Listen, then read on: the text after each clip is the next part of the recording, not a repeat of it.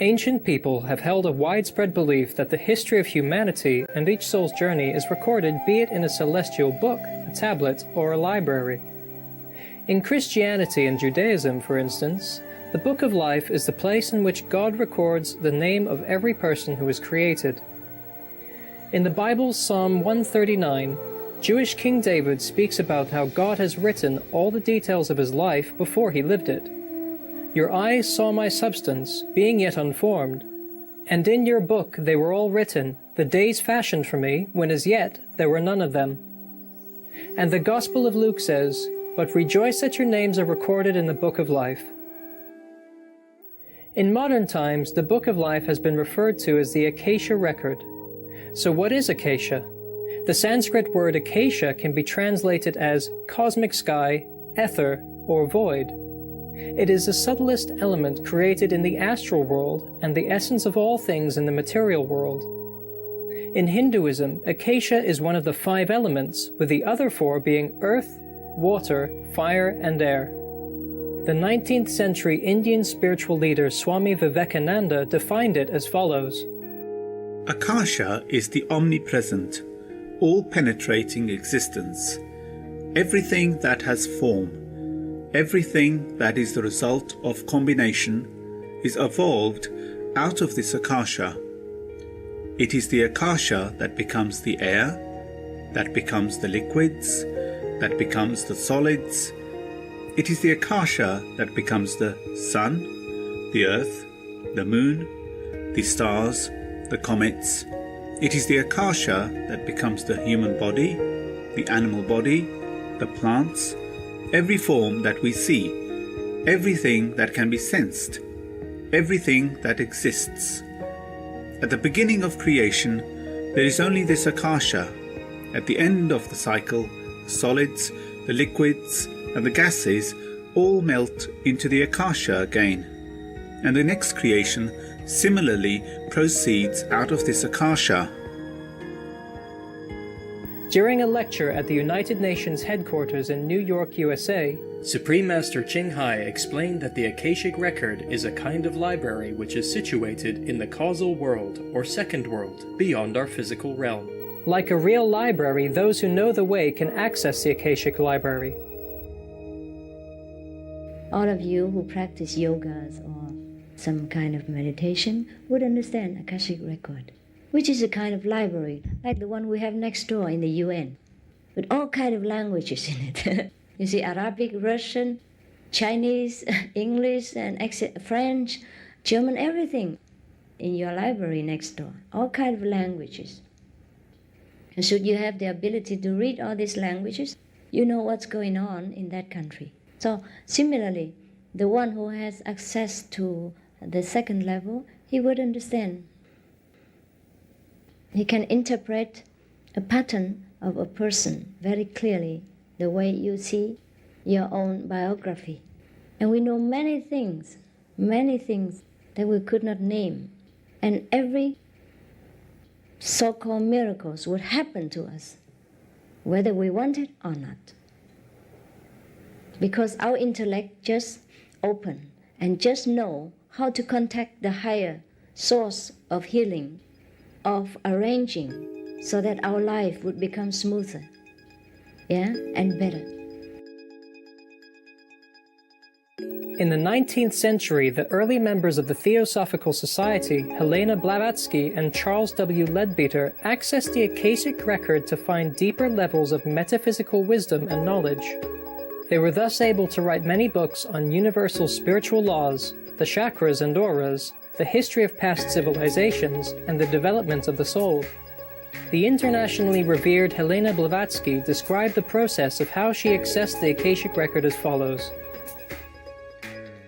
I make what I can only describe as a sort of vacuum in the air before me, and fix my sight and my will upon it, and soon scene after scene passes before me like the successive pictures of a diorama, or if I need a reference or information from some book, I fix my mind intensely, and the astral counterpart of the book appears, and from it I take what I need. the more perfectly my mind is freed from distractions and mortifications, the more energy and intenseness it possesses, the more easily I can do this. Another influential spiritual thinker of the latter 19th and early 20th centuries was Austrian-born Dr. Rudolf Steiner, who founded the Anthroposophical Society. He too wrote about the Akashic Record. The one who has acquired the ability to perceive in the spiritual world comes to know past events in their eternal character. They do not stand before him like the dead testimony of history, but appear in full life. In a certain sense, what has happened takes place before him. Those initiated into the reading of such a living script can look back into a much more remote past than is represented by external history, and on the basis of direct spiritual perception, they can also describe much more dependably the things of which history tells. Dr. Rudolf Steiner gained many insights from the Akashic Record which helped him to establish his advanced concepts on farming, education, and architecture. With his ability to access the Akashic Record, Dr. Steiner was also able to speak about aspects of the life of Jesus Christ which are not recorded in the four Gospels. His lectures were published in the book, The Fifth Gospel from the Akashic Record. About the accuracy of readings of the Akashic Record, Dr. Rudolf Steiner commented, In order to avoid possible misunderstanding, it should be said that spiritual perception is not infallible. This perception also can err, can see in an inexact, oblique, wrong manner. No man is free from error in this field, no matter how high he stands. Therefore one should not object when communications emanating from such spiritual sources do not always entirely correspond. But the dependability of observation is much greater here than in the external world of the senses. What various initiates can relate about history and prehistory will be in essential agreement. Indeed, the Akashic Record readings of different privileged individuals from U.S. modern psychic Edgar Cayce to 19th century German mystic Anne Katharina Emmerich bear many similarities. From a scientific standpoint, respected Hungarian system theorist Dr. Ervin Laszlo links the Akashic Record to recent discoveries in physics. In his book, Science and the Akashic Field, Dr. Laszlo writes, Mystics and sages have long maintained that there exists an interconnecting cosmic field at the roots of reality that conserves and maintains information, a field known as the Akashic Record. Recent discoveries in vacuum physics show that this Akashic field is reality and has its equivalent in science's zero-point field that underlines space itself. This field consists of a subtle sea of fluctuating energies from which all things arise: atoms and galaxies, stars and planets, living beings, and even consciousness. This zero-point Akashic field is the constant and enduring memory of the universe. It holds the record of all that has happened on Earth and in the cosmos, and relates it to all that is yet to happen. Dr. Ervin Laszlo also published another book titled The Akashic Experience, in which he gathered the testimonies of cultural and scientific leaders about their interactions with the Akashic field. Let's take a look at the Akashic experiences of the spiritual practitioner Swami Kriyananda, who is one of the authors featured in Dr. Laszlo's book, The Akashic Experience. Swami Kriyananda, also known as J. Donald Waters, is a direct disciple of the famous late Indian spiritual teacher Paramahansa Yogananda. Swami Kriyananda is the author of 85 books and more than 400 pieces of music, as well as the founder of the spiritual community Ananda Village in California, USA. Now in India, there exist 12 libraries containing palm leaves which are said to have the writings of a group of sages dating several thousand years ago. Revealed in them are the life details of several million people, including each one's present life, most recent life, and next life. While staying in India, Swami Kriyananda had the chance to visit such a palm leaf library in the town of Barnala, which reportedly had been established by the sage Brigu several thousand years ago. Astonishingly, the palm leaf which was read to Swami Kriyananda accurately detailed his own monk's name, his birth name, that he would be born in Romania and later live in the United States, and that he would have 2 brothers but no living sister.